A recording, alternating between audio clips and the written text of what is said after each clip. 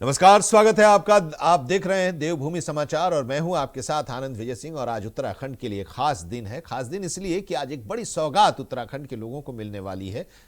सड़क के तौर पर, हाईवे के तौर पर, एक्सप्रेसवे के तौर पर प्रधानमंत्री नरेंद्र मोदी आज उत्तराखंड के दौरे पर होंगे और राज्य को एक्सप्रेसवे की सौगात देंगे। जॉली ग्रांट एयरपोर्ट पर प्रधानमंत्री नरेंद्र मोदी का विमान पहुंच चुका है। प्रधानमंत्री वहां पर पहुंच चुके हैं। इस वक्त की बड़ी खबर हम आपको दे रहे हैं क्योंकि प्रधानमंत्री के आगमन का इंतजार किया जा रहा था और अभी जो खबर है कि प्रधानमंत्री जॉली ग्रांट एयरपोर्ट पर पहुंच चुके हैं और प्रधानमंत्री का वहां पर स्वागत किया जा रहा है। इस बीच हम आपको बता दें कि आज प्रधानमंत्री नरेंद्र मोदी एक्सप्रेसवे का लोकार्पण करेंगे। दिल्ली से देहरादून के एक्सप्रेसवे का आज लोकार्पण प्रधानमंत्री नरेंद्र मोदी करेंगे। 12 बजे से यह कार्यक्रम शुरू होगा। रोड शो प्रधानमंत्री करेंगे और आज प्रधानमंत्री यहां से डाट काली मां मंदिर भी जाएंगे, वहां पर पूजा अर्चना करेंगे और उसके बाद रोड शो के जरिए देहरादून के जसवंत ग्राउंड में पहुंचेंगे जहां पर भव्य समारोह होगा। तो प्रधानमंत्री नरेंद्र मोदी का जो कार्यक्रम है उसके मुताबिक अब जॉली ग्रांट से गणेशपुर जाएंगे, डाट काली मंदिर में पूजा अर्चना करेंगे और फिर वहां से रोड शो करेंगे और जनसभा स्थल पर पहुंचेंगे। अभय कैंतुरा हमारे संवाददाता इस वक्त हमारे साथ जुड़े हुए हैं। प्रधानमंत्री पहुंच चुके हैं, जो जानकारी मिल रही है, किस तरह का आप माहौल वहां पर देख रहे हैं अभय, बताइए। प्रधानमंत्री नरेंद्र मोदी का जो उत्तराखंड दौरा है उसमें उनका दौरा ही होता है। अब से कुछ देर पहले ही हमारे सारनपुर का जो गणेशपुर है, गणेशपुर के लिए रवाना हो रहे हैं। गणेशपुर एक छोटा कार्यक्रम है और वहां से फिर डाट काली मंदिर की तरफ आने का काम किया जाएगा और डाट काली में पूजा अर्चना का एक कार्यक्रम वहां पर रहेगा जो डाट काली मंदिर है। और उसके बाद प्रधानमंत्री नरेंद्र मोदी का जो रोड शो है, यानी 12 किलोमीटर का जो रोड शो है वो वहां पर शुरू हो जाएगा और उसके बाद ये रोड शो खत्म होगा। जसवंत जो मैदान है, आर्मी का जो ग्राउंड है, वहां पर रोड शो खत्म होगा और यहाँ पर फिर एक बड़ी जनसभा का कार्यक्रम प्रधानमंत्री की तरफ से रखा गया है। रोड शो में ही ये कह सकते हैं कि जब प्रधानमंत्री उस रोड शो में यहाँ पर गुजरेंगे तो दिल्ली देहरादून इकोनॉमी जो कॉरिडोर है, उस कॉरिडोर की सौगात वो प्रदेश के वासियों को यहाँ पर देने जा रहे हैं और उस सौगात के साथ ही ये समझा जा सकता है कि लगातार जो कोशिश रहेगी, प्रयास रहेगा, वो यही है कि राज्य की जनता को और विकास दी जाएगा। कॉरिडोर के बनने से देहरादून के होगा मात्र 2.5 घंटे का समय यहाँ पर रहेगा और उस 2.5 घंटे के समय में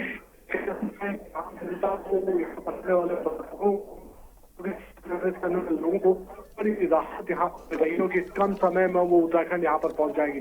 ये बड़ी सौगात इस पर भी है कि इस कॉरिडोर के बनने से जो पर्यावरण संरक्षण के जो बात उत्तराखंड सरकार करती आई है वो भी सफल होती नजर आएगी। वन्य जीवों को भी आकर्षित करने का काम यहाँ पर मिल पाएगा और 12,000 करोड़ की लागत वाला ये कॉरिडोर आज देश की जनता को यहाँ पर समर्पित करने का काम प्रधानमंत्री की तरफ से किया जाएगा।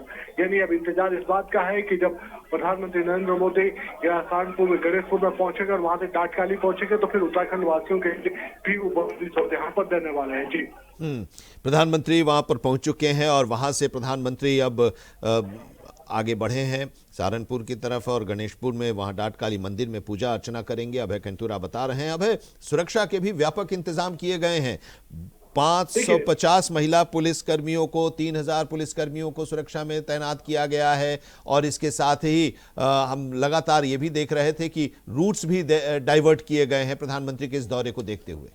देखिए, सबसे बड़ी ये समझा जा सकता है कि जब प्रधानमंत्री नरेंद्र मोदी गणेशपुर से डाट काली वहां पर पहुंचेंगे तो जिम्मा है उत्तर प्रदेश से पुलिस के जवान वहां पर संभालते नजर आएंगे। उनकी संख्या, भारी संख्या में वहां पर उनकी तैनाती वहां पर की गई है। उसके बाद डाट काली से लेकर और आज जसवंत आर्मी जो मैदान है देहरादून में, वहां तक 12 किलोमीटर का प्रधानमंत्री एक रोड शो भी यहाँ पर करेंगे। 3,000 से ज्यादा पुलिसों की ड्यूटी वहां पर लगाई गई है और पूरे रोड शो जीरो जोन वहां पर घोषित किया गया है। उस दौरान वहां पर किसी भी वाहन देख पाएंगे।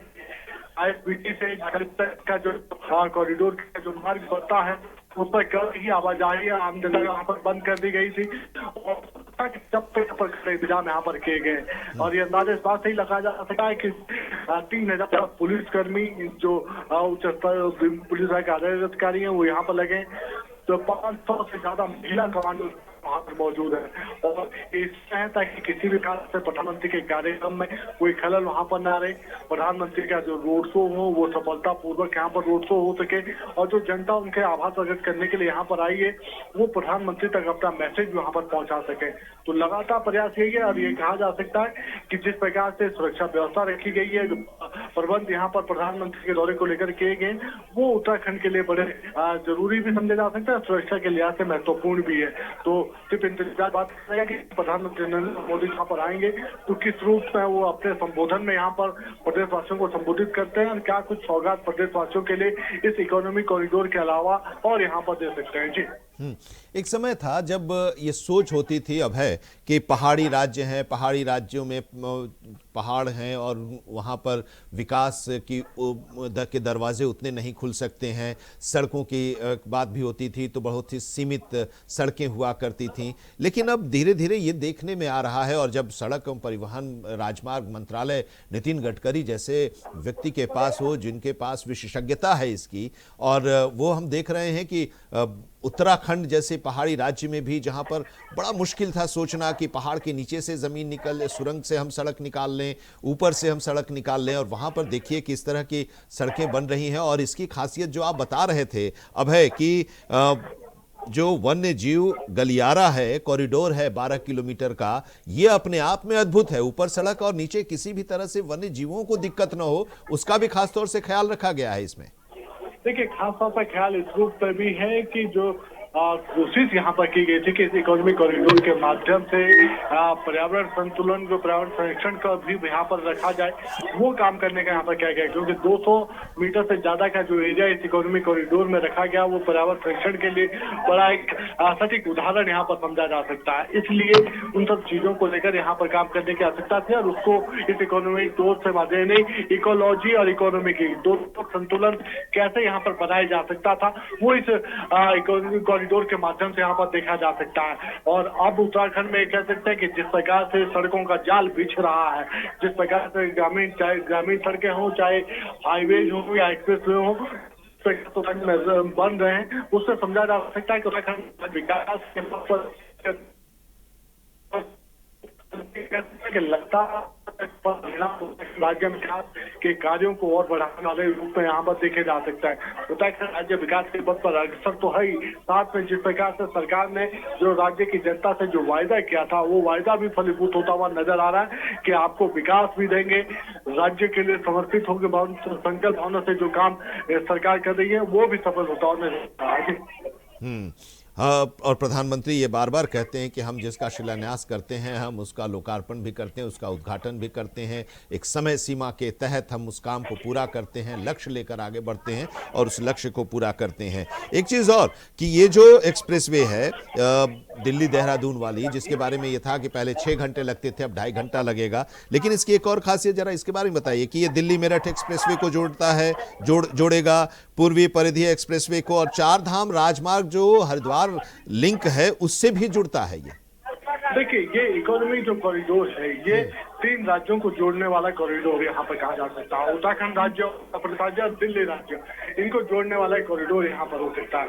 देहरादून से ये कह सकते हैं कि दिल्ली तक का जो सफर होगा, यानी आप कह सकते हैं कि जो आसपास का जो नजदीक है, चाहे आपका हरिद्वार का क्षेत्र हो या फिर राजा जी पार्क से लगा हुआ जो क्षेत्र है, वो सब चीजें इस इकोनॉमिक कॉरिडोर से होती नजर आ रही है। और अभी तक प्रयास जो देखने को मिले हैं उन प्रयासों को लगातार फलीभूत होते हुए नजर भी आ रहे हैं। इकोनॉमिक कॉरिडोर के माध्यम से सरकार ने जो संकल्प विकास का लिया था वो संकल्प धरातल पर उतरता हुआ भी नजर आ रहा है। जी और इसके साथ ही कि इसकी और खासियत भी है, हम अभी पढ़ रहे थे इसके बारे में और आप लोगों के जरिए जब हम लोग इस पर चर्चा पहले भी करते रहे इस एक्सप्रेसवे के बारे में, तो 113 अंडरपास, रेलवे ओवरब्रिज हैं, 62 से बस शेल्टर हैं, प्रवेश और निकास के 16 बिंदु बनाए गए हैं, 76 किलोमीटर लंबी सर्विस रोड तैयार की गई है। और इस रोड पर जो आने जाने वाले लोग होंगे उनका भी खास तौर से ख्याल रखा गया है कि अगर वो कहीं रुकना चाहें, कुछ खाना चाहें, तो उसके लिए भी फूड कोर्ट भी बनाए गए हैं कई जगहों पर वहाँ इस एक्सप्रेसवे पर, दिल्ली देहरादून एक्सप्रेसवे पर? ऐसे ही है कि अभी तक हुआ करता था, वो सफर से 2.5 घंटे का कॉरिडोर के वजह से यहाँ पर लगाया जा रहा है। और इसका लाभ दोनों ही चीज जो है वो यहाँ पर उद्योग क्षेत्र में तो मिलेगा ही, पर्यटन के सेक्टर में भी बढ़ता हुआ नजर आएगा। इसके कॉरिडोर के बनने से जो आसपास के चाहे पार्क हो गया, पर्यटन से लगे भी पर्यटक नजर आएंगे, कम समय में पर्यटक के यहाँ पर आते नजर आएगा। राज्यों को इसका बड़ा होगा, राज्यों को इसका बड़ा लाभ यहाँ पर मिलता हुआ भी नजर आएगा। तो लगातार प्रयास यही है कि विकास की जो रफ्तार है वो तेज की जा सके, वो चाहे कॉरिडोर के माध्यम से हो या फिर विकास की दूसरी परियोजनाओं के माध्यम से हो। सरकार अपने धरातल पर उतारने का काम कर रही है। जी। और अब रोड शो प्रधानमंत्री करेंगे, वहां से दर्शन करने के बाद जब वहां से निकलेंगे तो सभा स्थल तक जाएंगे, तो जाहिर सी बात है कि अभी आप एक चीज और बता रहे थे कि वहां पर ह्यूमन चेन के साथ लोग खड़े होंगे, हाथ में हाथ डालकर एक दूसरे के साथ, और प्रधानमंत्री का सड़कों के किनारे पर स्वागत होगा। जब प्रधानमंत्री नरेंद्र मोदी डाच काली मंदिर से पूजा अर्चना करने के बाद रोड शो में शामिल होंगे तो हजारों उस दौरान उस पर मौजूद रहने का काम स्थानीय लोग वहां पर करेंगे। एक मानव श्रृंखला के माध्यम से भी प्रधानमंत्री का आभार प्रकट करने का काम यहाँ पर राज्य की जनता करने का काम यहाँ पर करेगी। और डाट काली मंदिर से लेकर और जसवंत सिंह मोटर ग्राउंड तक एक पूरी मानव श्रृंखला यहाँ पर बनाई जाएगी। इसमें हजारों की संख्या में लोग वहाँ पर मौजूद रहेंगे। जो सांस्कृतिक जो कार्यक्रम है वो कार्यक्रम भी उस दौरान वहाँ पर होते हुए नजर आएंगे। नहीं, प्रधानमंत्री नरेंद्र मोदी जब रोड शो के माध्यम से आएंगे तो उन्हें राज्य की जो संस्कृति है उन संस्कृति की अलग अलग छटाएं यहाँ पर देखने को मिलेगी। राज्य के जो लोग वहाँ पर मौजूद रहेंगे कॉरिडोर पर, वो अपने पारंपरिक वेशभूषाओं में वहाँ पर मौजूद रहेंगे। और उस दौरान भी ये कह सकते हैं कि लगातार वो प्रयास करेंगे कि प्रधानमंत्री नरेंद्र मोदी का आभार प्रकट वहाँ पर किया जाए। जो राज्य के लोग वहाँ पर मौजूद रहेंगे तो सभी लोग उत्साहित है और सभी लोगों का इंतजार इस बात का है कि प्रधानमंत्री नरेंद्र मोदी जब यहाँ पर आएंगे तो किस तरीके से वो उन लोगों का आभार प्रकट करते हैं और राज्य के लिए क्या कुछ और बड़ी सौगातें देने का काम करते हैं। जी।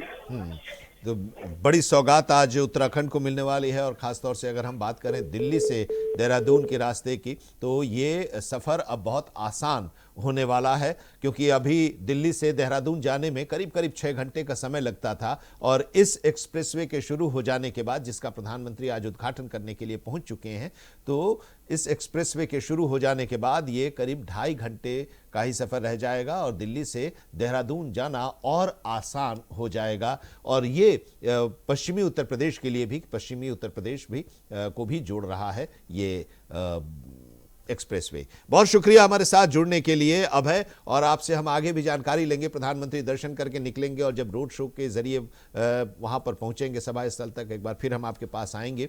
बढ़ते हैं अगली खबर की ओर, और इस बीच प्रधानमंत्री तो सौगात दे ही रहे हैं उत्तराखंड को, मुख्यमंत्री पुष्कर सिंह धामी भी लगातार प्रदेश को सौगात दे रहे हैं, और 118 करोड़ रुपए की मंजूरी दी है। विकास योजनाओं के लिए 118 करोड़ रुपए की धनराशि स्वीकृत की है मुख्यमंत्री पुष्कर सिंह धामी ने।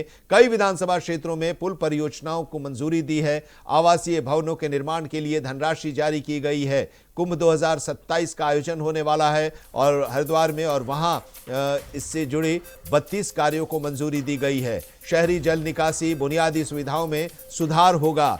सीएम पुष्कर सिंह धामी ने राज्य के विभिन्न विकास परियोजनाओं के लिए कुल 118 करोड़ रुपए की धनराशि के प्रस्तावों को अनुमोदित किया है, और इस राशि से प्रदेश के अलग अलग विधानसभा क्षेत्रों में सड़कों, पुलों, कार्यालयों और आवासीय भवनों के निर्माण के साथ साथ सीवर लाइनों के सुदृढ़ीकरण और अवस्थापना विकास कार्य किए जाएंगे। इसके अलावा कुंभ 2027 से संबंधित तैयारियों को भी गति देने के लिए महत्वपूर्ण परियोजनाओं को मंजूरी दी गई है। स्वीकृत योजनाओं में जनपद नैनीताल के भीमताल क्षेत्र में सड़क मरम्मत कार्य, अल्मोड़ा के रानीखेत और सल्ट क्षेत्र में राज्य मार्ग के सुधार कार्य, काठगोदाम रानीबाग खंड में स्टील ट्रस ब्रिज निर्माण, पौड़ी गढ़वाल में तहसील भवन निर्माण, देहरादून में आवासीय कॉलोनी विकास और चंपावत में जिलाधिकारी कैंप कार्यालय निर्माण शामिल हैं। साथ ही देहरादून में पेयजल और सीवर योजनाओं को भी स्वीकृति दी गई है, जिससे शहरी जल निकासी और बुनियादी सुविधाओं में सुधार होगा। कुल मिलाकर यह निर्णय राज्य के बुनियादी ढांचे को मजबूत करने की दिशा में महत्वपूर्ण कदम माना जा रहा है।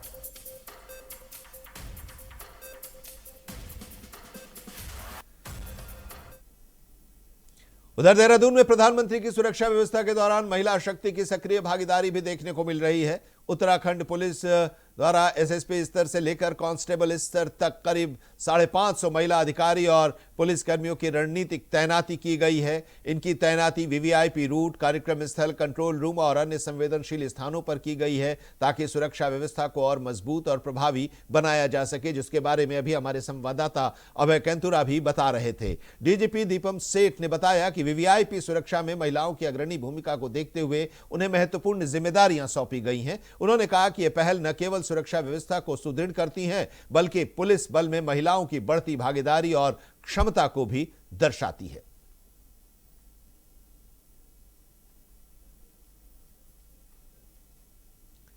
तो प्रधानमंत्री नरेंद्र मोदी आज दिल्ली देहरादून इकोनॉमिक कॉरिडोर का विधिवत लोकार्पण करेंगे और वो जॉली ग्रांट एयरपोर्ट पर पहुंच चुके हैं और वहां से मां काली के मंदिर पहुंचे रहे हैं, जहां पर वो दर्शन करेंगे और फिर वहां से डाट काली मंदिर से पूजा अर्चना करने के बाद रोड शो के जरिए वो सभा स्थल पर पहुंचेंगे। इस संबंध में वन मंत्री सुबोध उनियाल ने इसके बारे में विस्तार से जानकारी दी। इस परियोजना के बारे में उन्होंने बताया कि ये जो कॉरिडोर का बड़ा हिस्सा उत्तर प्रदेश के शिवालिक वन प्रभाग और उत्तराखंड के राजाजी टाइगर रिजर्व के साथ ही देहरादून वन प्रभाग के घने क्षेत्र से होकर गुजरता है, जहां विकास और पर्यावरण संरक्षण के बीच संतुलन स्थापित किया गया है। वन मंत्री ने बताया कि इस परियोजना के तहत लगभग 12 किलोमीटर लंबा एशिया का सबसे बड़ा एलिवेटेड वाइल्ड लाइफ कॉरिडोर बनाया गया है, जिसमें हाथी, अंडरपास और अन्य जीव मार्ग विकसित किए गए हैं, ताकि जीवों की, जो वन्य जीव हैं, उनकी सुरक्षा सुनिश्चित हो सके, उनकी आवाजाही सुरक्षित ढंग से हो सके। साथ ही साउंड बैरियर और लाइट बैरियर जैसी व्यवस्थाओं से शोर और प्रकाश प्रदूषण यानी कि लाइट एंड साउंड पॉल्यूशन को भी नियंत्रित किया जाएगा। उन्होंने कहा कि इस कॉरिडोर से मानव वन्य जीव संघर्ष में कमी आएगी, जैव विविधता को बढ़ावा मिलेगा और अगले 20 वर्षों में करीब 2.44 मिलियन टन कार्बन डाइऑक्साइड उत्सर्जन में कमी के साथ करीब 19% ईंधन की बचत भी संभव होगी। मंत्री जी इस एक ऐतिहासिक देहरादून दिल्ली इस बहुत ही महत्वपूर्ण परियोजना का कल उद्घाटन कर रहे हैं। ये मैंने आपसे कहा कि ये केवल एक सड़क निर्माण नहीं है, बल्कि इकोलॉजी को बचाते हुए विकास को कैसे आगे बढ़ाया जा सकता है, इसका एक बहुत महत्वपूर्ण ये एक प्रमाण भी है। और जिस तरह से निश्चित होकर हमारे वाइल्ड लाइफ इस जो हमारा इसमें कॉरिडोर है उत्तराखंड राज्य की सीमा में, जिस तरह से बिल्कुल निश्चिंत होकर वो लोग अपना मूवमेंट कर रहे हैं। WII ने इसमें परीक्षण भी कराया और हमारे कई हाथियों से लेकर गुलदार से लेकर तमाम तरह के वन्य जीव इसमें विचरण करते हुए देखे गए हैं। और वन्य जीव विचरण करते रहें, उनकी आवाजाही भी रहे और हमारी इस परियोजना के माध्यम से इस राज्य में चाहे इंडस्ट्रियल रिवोल्यूशन की बात करें कि इंडस्ट्रीज के लिए मार्केट भी आसान हो जाएगा, इंडस्ट्रीज के लिए रॉ मटेरियल हटाना भी आसान होगा। इसके साथ साथ लॉजिस्टिक में तमाम हमारे छोटे बड़े जो हमारे विक्रेता हैं उनके लिए आसान मिलेगा। आम आदमी टूरिस्ट के हिसाब से ज़्यादा से ज़्यादा नंबर टूरिस्ट यहाँ पे आएगा तो यहाँ के इकोनॉमी पे भी इसका प्रभाव पड़ेगा। उत्तराखंड क्रांति दल की केंद्रीय कार्य समिति की सियालसौड़ में आयोजित महत्वपूर्ण बैठक में प्रदेश के कई मुद्दों पर चर्चा हुई। जल, जंगल, जमीन, पलायन, बेरोजगारी और स्थायी राजधानी गैरसैंण पर गहन चर्चा हुई। बैठक में पदाधिकारियों और कार्यकर्ताओं ने स्पष्ट रूप से कहा कि राज्य के गठन के पीछे जो मूल उद्देश्य निर्धारित किए गए थे वो आज भी पूर्ण रूप से साकार नहीं हो पाए हैं। उन्होंने ये भी आरोप लगाया कि वर्षों से सत्ता में रही सरकारों ने राज्य के संसाधनों का समुचित और योजनाबद्ध उपयोग नहीं किया, जिसकी वजह से आम जनता को अपेक्षित लाभ नहीं मिल सका। इस बैठक में विशेष रूप से जल, जंगल और जमीन के संरक्षण को सर्वोच्च प्राथमिकता देने पर बल दिया गया और इस मौके पर उत्तराखंड की पहचान, उसकी समृद्ध प्राकृतिक संपदा के बारे में भी चर्चा हुई। अनियोजित विकास और बढ़ते अतिक्रमण के कारण पर्यावरणीय संतुलन लगातार बिगड़ रहा है, इसको लेकर भी चिंता जताई गई और साथ ही चेतावनी भी दी गई कि यदि समय रहते ठोस कदम नहीं उठाए गए तो ये संकट और गहरा सकता है, जिससे आने वाली पीढ़ियों पर इसका गंभीर प्रभाव पड़ेगा।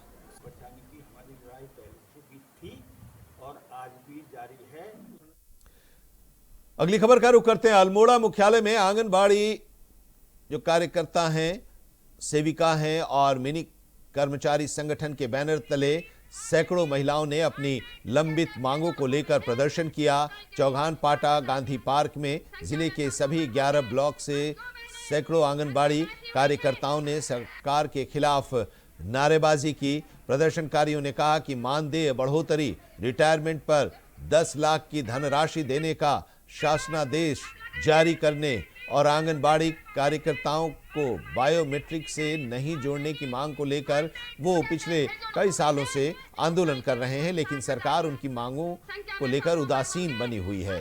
प्रदर्शनकारियों ने जल्द फैसला किए जाने का, उनकी मांगों पर विचार करके फैसला करने का, उनके हक में फैसला करने का अनुरोध किया है और कहा है कि अगर ऐसा नहीं होता है तो फिर वो देहरादून में सीएम आवास का घेराव करेंगी और वहां पर धरना प्रदर्शन करेंगी।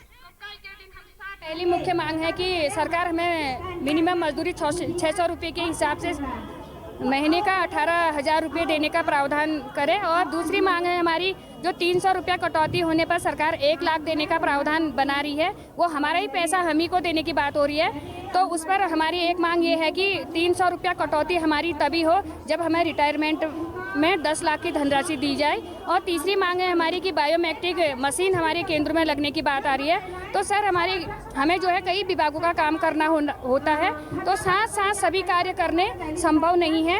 और सरकार से भी मेरा निवेदन है कि अगर शीघ्र हमारी बातों पर संज्ञान नहीं लिया जाता है तो हम फिर सीएम आवास कूच करेंगे।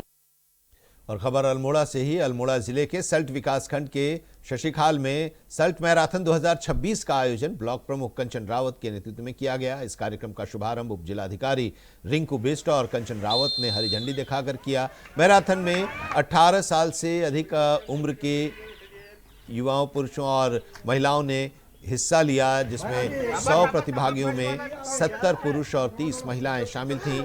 ये दौड़ सल्ट पब्लिक स्कूल से शुरू होकर पोखरी तक और वापस स्कूल तक कुल 6 किलोमीटर की दूरी में आयोजित की गई थी। प्रतियोगिता में पुरुष वर्ग में नीरज ने प्रथम स्थान प्राप्त किया, दिनेश चंद दूसरे स्थान पर रहे और सुंदर सिंह बोरा तीसरे स्थान पर रहे। महिला वर्ग में कविता तड़ियाल ने प्रथम स्थान हासिल किया, राधा दूसरे स्थान पर रहीं और मीरा तीसरे स्थान पर रहीं।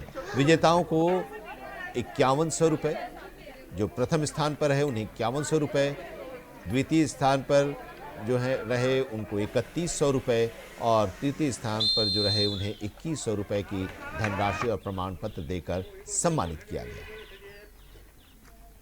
आज हमने सल्ट 2026 मैराथन का आयोजन अपने क्षेत्रवासियों को, सभी को स्वास्थ्य के प्रति जागरूक करने के लिए, क्योंकि स्वास्थ्य को प्राथमिकता देना बहुत आवश्यक है। स्वास्थ्य ही हमारा सबसे बड़ा धन है। अगर हम स्वस्थ हैं तो हम किसी भी सफलता को आसानी से पा सकते हैं। इसी उद्देश्य के साथ ये मैराथन हम ऑर्गेनाइज करने जा रहे हैं। तो हमने 18+ से ऊपर महिलाओं और पुरुषों की 2 वर्ग में ये रेस जो मैराथन है कंडक्ट करने हम जा रहे हैं। और देवभूमि समाचार में अभी इतना ही, लेकिन देश और दुनिया की तमाम अहम खबरों के लिए आप जुड़े रहिए इंडिया वॉइस के साथ।